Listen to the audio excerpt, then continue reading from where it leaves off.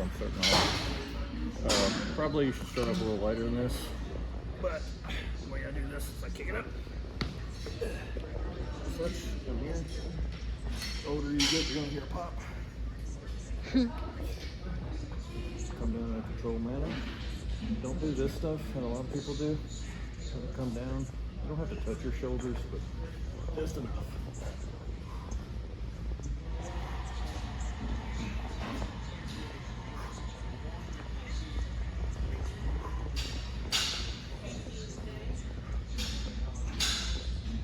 Notice also how I'm not bouncing at the bottom. I'm not doing anything. This is all controlled.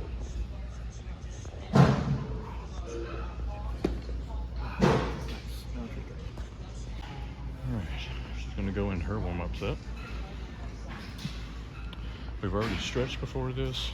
We've loosened up our rotator cuffs, doing some resistance stretching. Like I said, she's coming just below ear level. Good range of motion. Get them boulder shoulders. This is good front delt, tricep, a little bit of upper pec, very, very little. I like this angle on the bench rather than straight up because it has a tendency to put a lot of pressure on my lower back. How'd that feel? Good. All right, now we're gonna go up.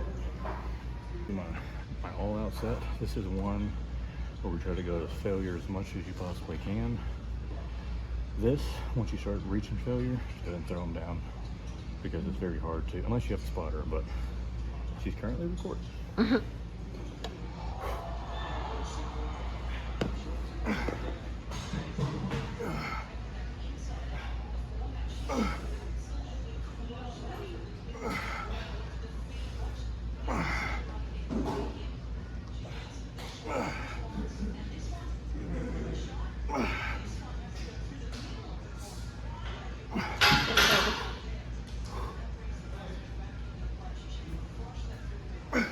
You got it. Alright, so we'll move on to lateral raise. We're going to do these seated, so it's important to keep a weight that you can control. This is a hard one for many people to go up in, and the reason why is because they tend to do this all the time. It's a lot more trap. So get here, get set, get your back up straight, grip it tight. Come on. If you can't do this on the weight, It's too heavy. it's too heavy for you. Now when you get into the later sets, that's fine. But like right now I'm doing 30s.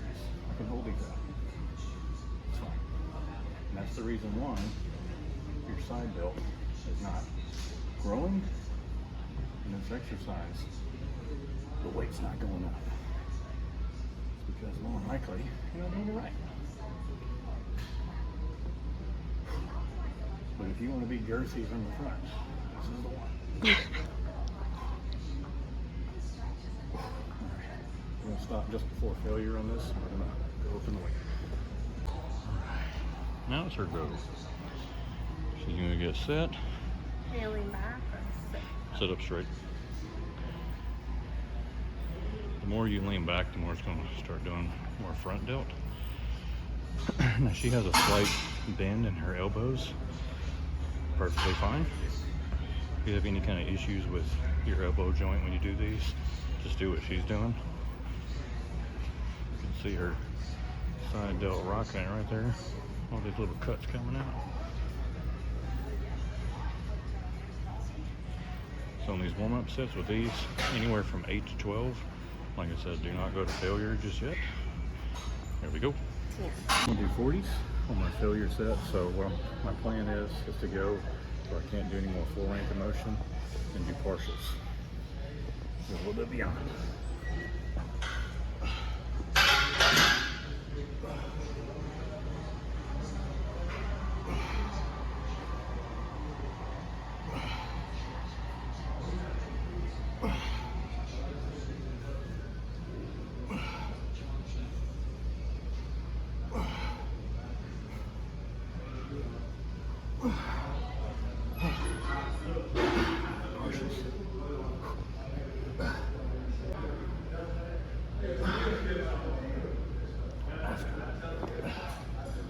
Now she's getting situated on the bench. You don't need Like much. a spider. Yeah. You don't need much weight on this one. This one, very much a shaper for the front and rear delts. You really see her shoulders popping out there. Just that front deltoid when she comes up, shaping all this side view, and the rear delt exercise, the reverse fly or reverse lateral raise, whatever you want to call it. Excuse me. Goodness. No. Got choked. Got choked up just watching you, babe. To the side. Yes. Pinkies up. And go out. Like this. Yep. Like this. Turn your hand out. Yep. So this is working her rear delt and a lot of the traps, rhomboids in the back.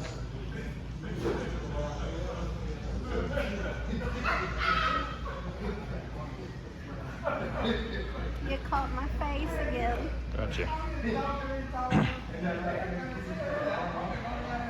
In the background, you hear the local gym gospelers, who in between sets have been known to set a record of 25-minute conversations in between their working sets. Absolutely remarkable. Don't be mean. Good job. Oh wait. Okay. You recording now? Yeah. Technical difficulties. So we're going into face pulls, which is a rear delt and another trap and rhomboid exercise. Grab it however you feel comfortable. You can even do this if you want to do it like this. Want to stand in a good position. You want it to elbows up high, parallel. You don't want to be like this. It's going to be a lot of flat. The wider you go, the more your deltoid is going to be brought into it. If anybody don't know what deltoids are, I'm talking about your shoulders. Once again, pulling it in, pausing, contracting. If you're doing this and you can't hold it there, do that. You could look at the weight stack real quick. It's not that much on there. Once again, this is a shaper. A lot of people neglect the back side of your shoulder. And that is most important. And the best side, if you ask me. Everyone likes a good back side, am I right, babe? Oh yeah. I just like a nice shoulder. That's what I want. So I'm going a lot of reps with this because it's very light. And we're only going to do one set to failure. So it is a shaper. So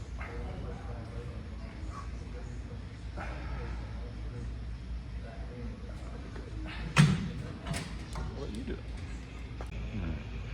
She's got a different grip on it than I did, but like I said, it's working.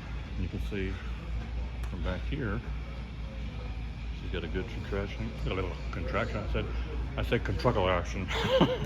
She's got a good contraction going. See all of her back flexion when she does that. The more you concentrate, the more you focus. Baby, you're looking like Rambo back here. Goals. I'm gonna fall over. Looking good.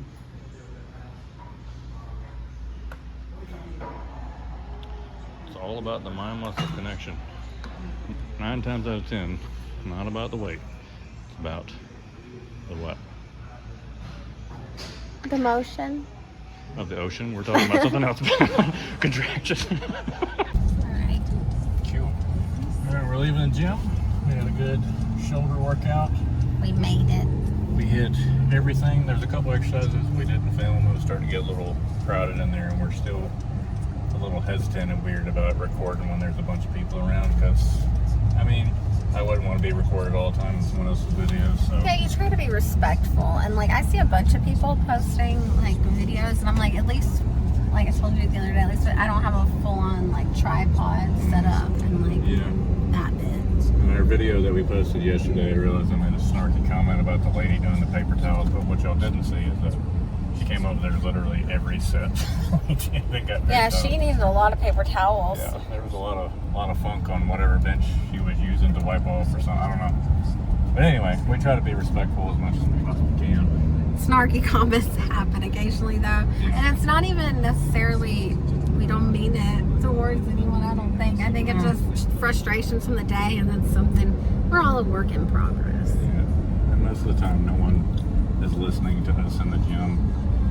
So we just kind of make little goofs to ourselves. Like earlier when we were talking about those gym gossipers that just talk and talk and talk and talk. If you go to the gym and you say you work out 2 or 3 hours, be mindful of how much you're actually working out. Also be mindful of other people that are trying to properly use that equipment that you're going to use. Don't go there to talk. Which that actually brings up a good point. So I was watching a video on Instagram today, and it was this girl, and she's like, this is one of my pet peeves. And a guy comes up to her and asks her, she's on the Smith machine, and he says, how many sets do you have left? Because he was curious. And she was like, just shakes her head and kind of rolls her eyes. And I'm like, well, at least that's the courteous thing to do, right? Yeah. I mean, because the non-courteous thing on the other end, and we have this happen at our gym a lot, is that people will just sit at a machine for like an hour, and they'll be on the same machine that when we got to the gym, and we'll do our whole workout, and they'll still be on that machine. So we cut out, we don't film every single set that we do. Our workout routine is very heavily based off of Mike Menser, Dorian Yates. So we do warm-up sets on the first couple exercises, and then stuff that follows that is usually like one set that kind of goes all out. We fatigue the muscle, we're out. So how long do you think that workout probably was just now? Like 30, 45 minutes, somewhere between there. Yeah, there's more to life. As much as we love the gym, there's more to life in the gym, and you can't make that your life. Well, yeah, and it's hard to work a full work day and then, you know, go home and cook dinner, because I cook every night. Regular house stuff. Yeah, just so many people think, oh man, I gotta get in great shape. I gotta work 2 or 3 hours a day. No, we work out usually 4 to 5 times a week, but there's been many times where we get so busy, or we're still recovering from like a leg day or something, which we haven't even put that on YouTube yet. Yeah. That sometimes we take 2 days off because we're struggling sitting on the can. We're like, oh. Yeah, and I mean, if I'm really sore, I'll just tell Nick, like, I need a day. Yeah.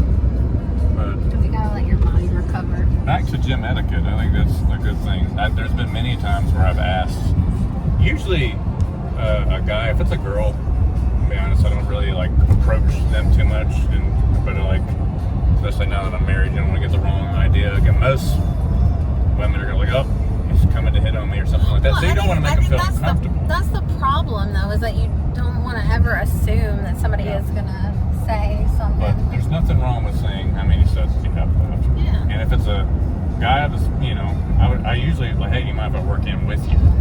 Like, there's nothing wrong with that. Yeah, but I don't think it's disrespectful, like, or what she was saying, it's her pet peeve when someone asks. Well, he may have been asking because, I mean, I don't know how long she was on that machine, or if she had just gotten on it, and maybe that's why she was annoyed. But the point of that is, if she was annoyed that she had just gotten on it, he's not watching you, so he may not have known that. You know what I mean? And, like, I get it if he's asking, especially if she's been on it for 30 minutes, because realistically, you should be able to get through your sets in way under that. Another thing, we'll talk about this on gym etiquette that we've talked about before. There's lines that you can cross where it's flattering but creepy. And we talked about this. So like, we are married, so when people look at you in the gym, when they kind of go, and then they kind of go back to their business, or when they're like, people do it to her quite a bit. Sometimes everybody's gonna look. She looks great. That's fine, but there's a line that you cross, even when not even in the gym, but out in public. You don't want to hit that creepy factor. I don't know about people looking at me, but I do know that, like, it has happened before, obviously. And you're right, there's a total difference. Like, there's a respectful and like complimentary way to go about it, and then there is a creepy way. Because you go to the gym, you work hard to look good. Yeah, of you course. Wear athletic gear, it makes you look good. Yeah. It shows off your form. And for me, people are going to Yeah, and for me, showing, like, wearing the athletic gear that I wear. Sorry, that was not intended. My strap was falling off. But, like, I wear stuff that is form-fitting because it helps me see my progress, and it's comfortable for me. This might not be comfortable for everyone.